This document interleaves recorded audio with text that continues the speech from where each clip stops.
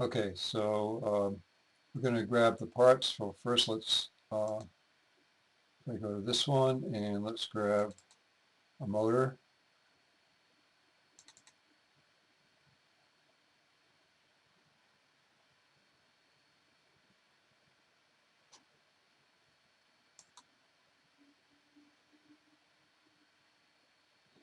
Okay, and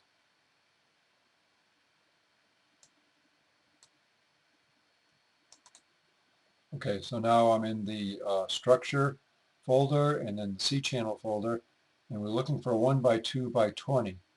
But notice that it goes 1 by 2 by 1 by 15 and then to 25. So we'll go ahead and pick the 25, but we're going to have to modify it. And it says, do you want to proceed with feature recognition? We'll say no. Okay, so I'm just going to switch this to the edge, showing the edges here. So we have this one, which is, you can see 5, 10, 15, 20, 25, and we want a 20. So I'm going to do a save as,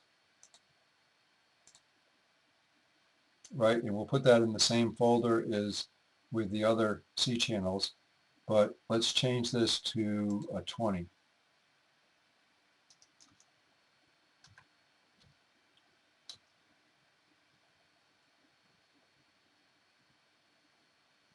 Okay, I'm just going to check the, right, so that's now a 20. Right, you can see that if you click that pin, that menu stays open. All right, so what we have to do is cut part of this off. Now, you'll notice that there's these little notches, so this metal is actually made so that you can actually cut it off, right? But we want to draw something so that we can cut that off. Now, for each part comes with 3 work planes. Now you can add additional work planes at different angles or in different positions. And then the assembly itself will also have 3 work planes. But if I click on that one, you can see there's the right plane over there, and there's a top plane, and there's a front plane. So we want to add a plane. Let's say we want to cut off this end right here. So if I click on the right plane, the right plane is pretty close to that. And so I'd like to put a plane right here. If I put a work plane that passes through that notch, then I can put a sketch plane on it and then just sketch something that includes the cross section of the channel, and then I can use that to cut off that part of the channel. So to add another work frame, we go over to this button here and select plane. Okay, and then I'm going to click on the right plane. Well, actually I already had that highlighted, so it already put that right plane in there.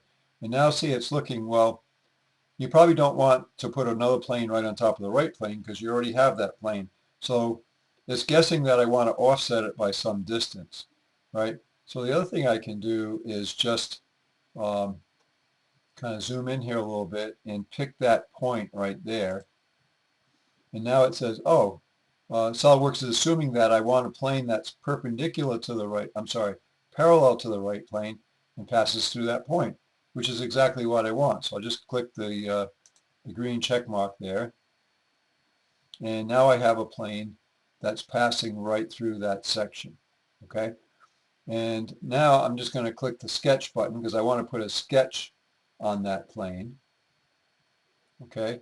And I'll hit this normal to button.